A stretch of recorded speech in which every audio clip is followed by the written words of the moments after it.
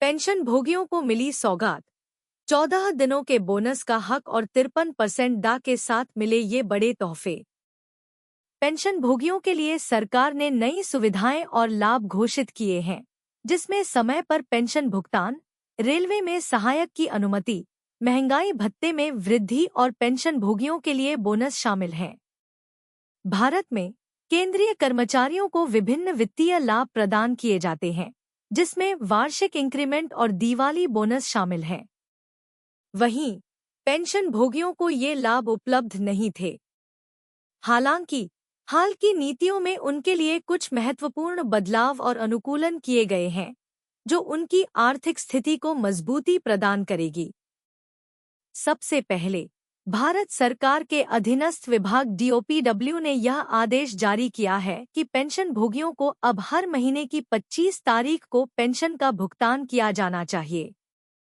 यह नीति पेंशन भोगियों को समय पर वित्तीय सहायता प्रदान करने का एक महत्वपूर्ण कदम है और यह सुनिश्चित करेगा कि बैंकों की ओर से किसी भी प्रकार की देरी पर कड़ी कार्रवाई की जाएगी।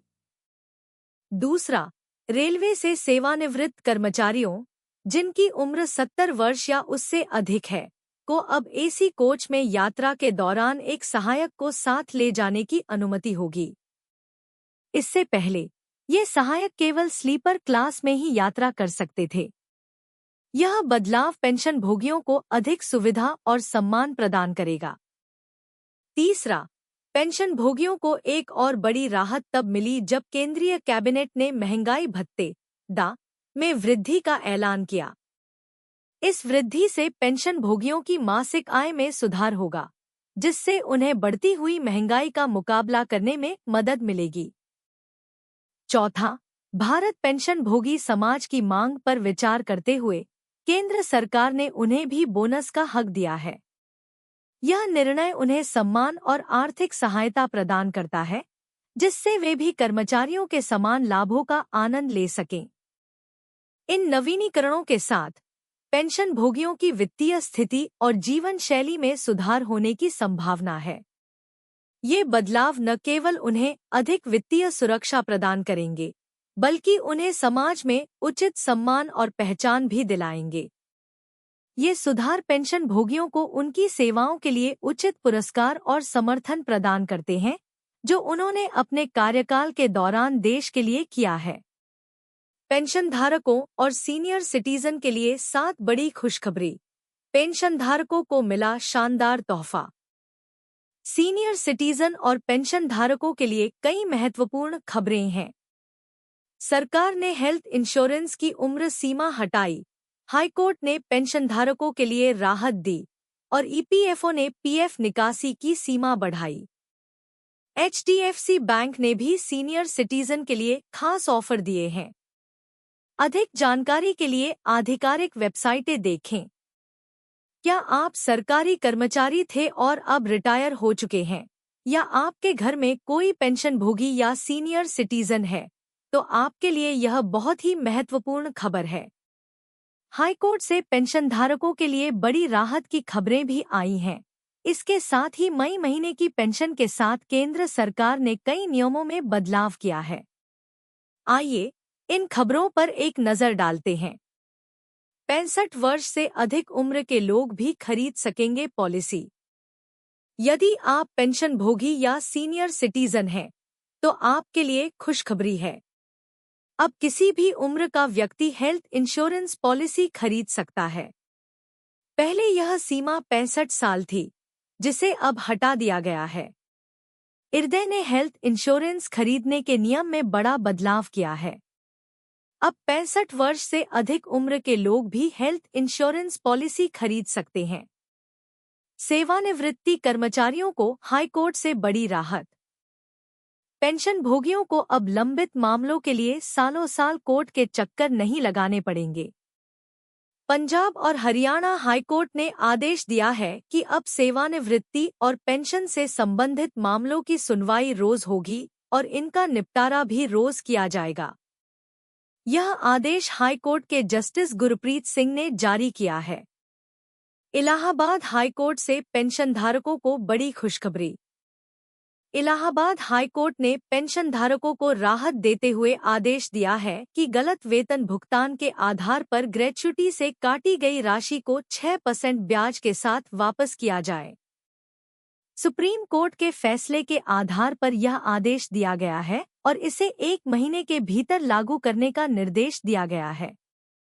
हिमाचल हाईकोर्ट का तोहफा।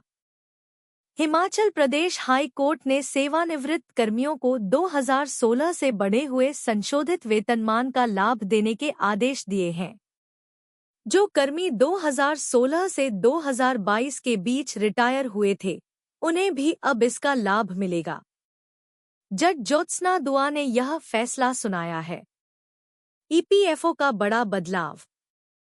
कर्मचारी भविष्य निधि संगठन ईपीएफओ ने पीएफ खाताधारकों को राहत दी है। अब खाताधारक अपने या अपने आश्रित के इलाज के लिए खाते से 1 लाख रुपए तक की राशि निकाल सकते हैं। पहले यह सीमा 50,000 रुपए थी, जिसे बढ़ाकर 1 लाख रुपए कर दिया गया है। यह बदलाव 16 अप्रैल 2024 से लागू हो चुका है। सीजीएचएस लाभार्थियों के लिए जरूरी सूचना। केंद्र सरकार स्वास्थ्य योजना सीजीएचएस के लाभार्थियों के लिए एक महत्वपूर्ण अपडेट है। आभा आईडी बनाने की समय सीमा बढ़ा दी गई है।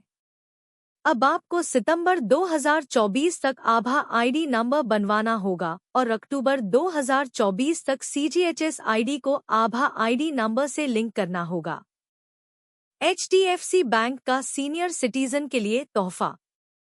एचडीएफसी बैंक सीनियर सिटीजन को अतिरिक्त 0.25% का ब्याज दे रहा है। सीनियर सिटीजन केयर एफडी में निवेश की आखिरी तारीख 30 मई 2024 है। एचडीएफसी बैंक 5 साल 1 दिन से लेकर 10 साल की एफडी पर 7.75% ब्याज दे रहा है। जून की पेंशन को लेकर बड़ी खुशखबरी। जून महीने की पेंशन के साथ महंगाई भत्ता डा का भुगतान किया जाएगा। पेंशनधारकों का महंगाई भत्ता 50% हो चुका है। जिनको अरियर नहीं मिला है, उन्हें भी इसका भुगतान जून महीने की पेंशन के साथ किया जाएगा। बैंक से पेंशन लेने वालों की पेंशन 25 तारीख तक और स्पर्श से पेंशन लेने वालों की पेंशन 30 तारीख तक खाते में जमा हो जाएगी। पेंशन योजनाओं की तुलना। योजना लाभ ब्याज दर समय सीमा।